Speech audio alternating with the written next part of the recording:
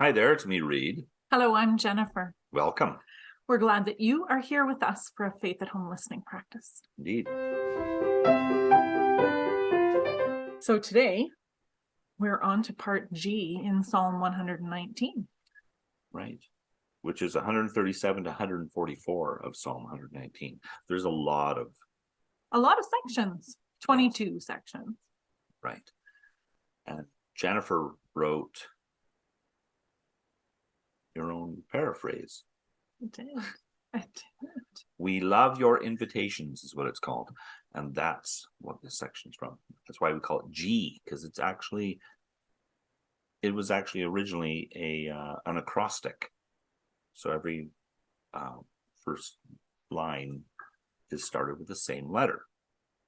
It was a great memory tool in those psalms in an oral time of learning and being together as humans, and having things that started with the beginning letters of the alphabet. So that helped people to remember them. A mnemonic device. A memory device. Yes, mnemonic memory device. Yeah. So we're going to do a listening practice today with this section, part G, from Psalm 119. Great. We're going to be doing what we normally do, which is a kind of lectio divina, where we read through the psalm section and we listen to it, and we try to note a word or a phrase that comes to our mind. Trusting that in the process, God is speaking to us. So we know what we hear, and then we bring it into conversation, and then we carry it with us for the rest of the day, right, or the week, or the year even. And we read it through a second time, and the second time we were listening for an invitation from God. Yes. We also like to write a few notes for ourselves, and you might want to have a pen and paper so that you can relax into the process. It helps our nervous systems to know they don't have to hold the information so tightly. We just write it down, and then it's right there for us. We can relax into listening. Sure. Would you like to read first today? Sure, I'll read first. So we're reading Psalm 119, verses 137 to 144, the G section from Jennifer's paraphrase. Gliding to the very heart of the matter, the hook of your wisdom finds my truest self and pulls me toward you.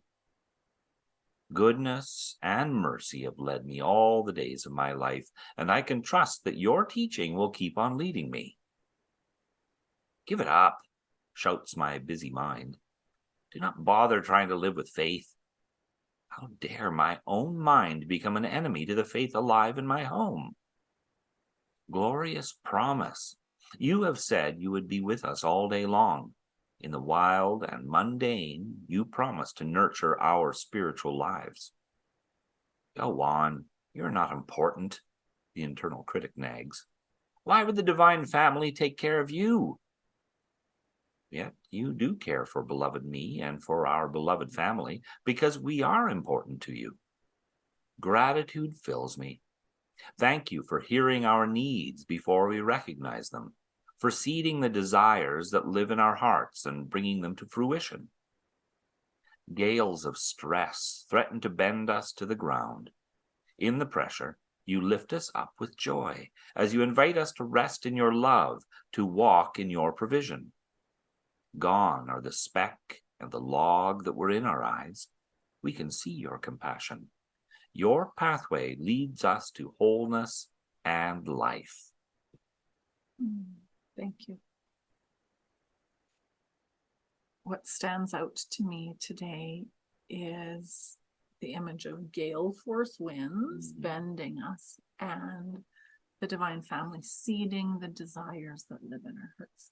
We were sitting here and watching the seeds go blowing in the wind today. It's very windy, and it has been a year where the trees have produced so many seeds, especially the ash trees in our yard.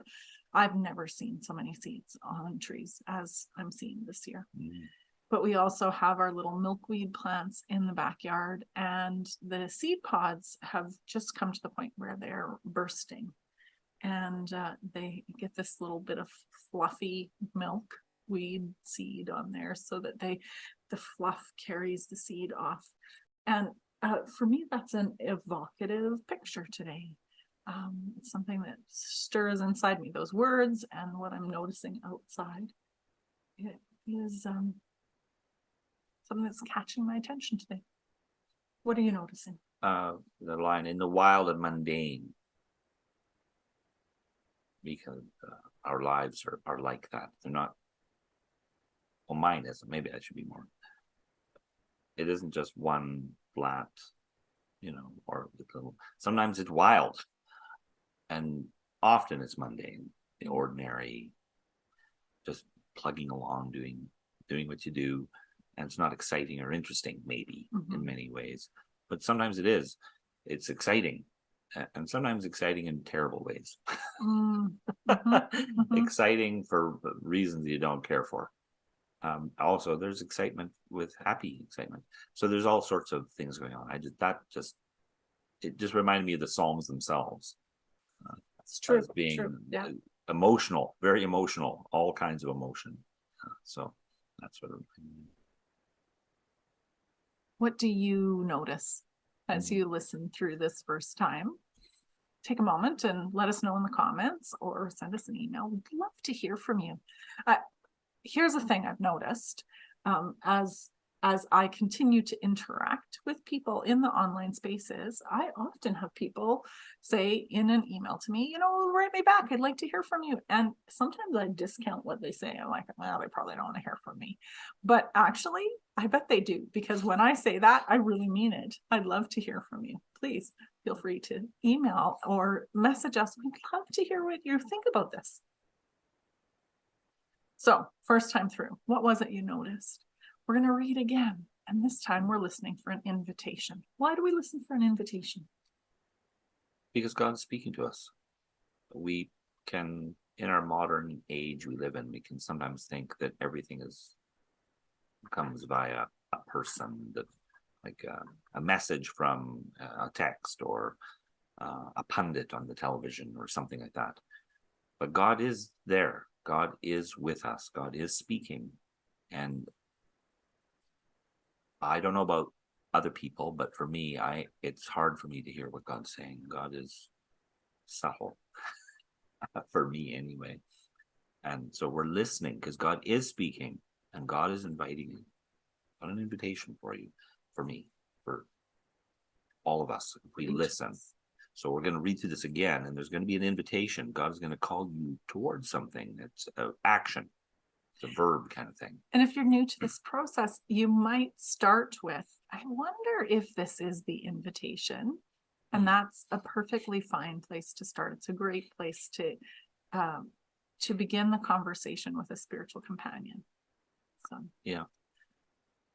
Indeed. Let's listen again. This time paying attention for an invitation. Gliding to the very heart of the matter, the hook of your wisdom finds my truest self and pulls me toward you. Goodness and mercy have led me all the days of my life, and I can trust that your teaching will keep on leading me. Give it up, shouts my busy brain. Do not bother trying to live with faith. How dare my own mind become an enemy to the faith alive in my home? Glorious promise, you have said you would be with us all day long. In the wild and mundane, you promise to nurture our spiritual lives. Go on. You are not important, the internal critic nags. Why would the divine family take care of you? Yet you do care for beloved me and for our beloved family, because we are important to you. Gratitude fills me. Thank you for hearing our needs before we recognize them, for seeding the desires that live in our hearts and bringing them to fruition. gales of stress threaten to bend us to the ground.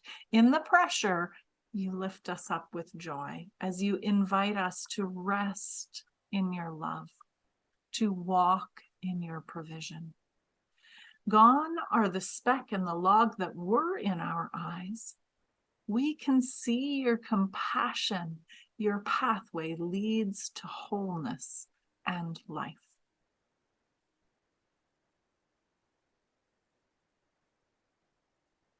The invitation that I hear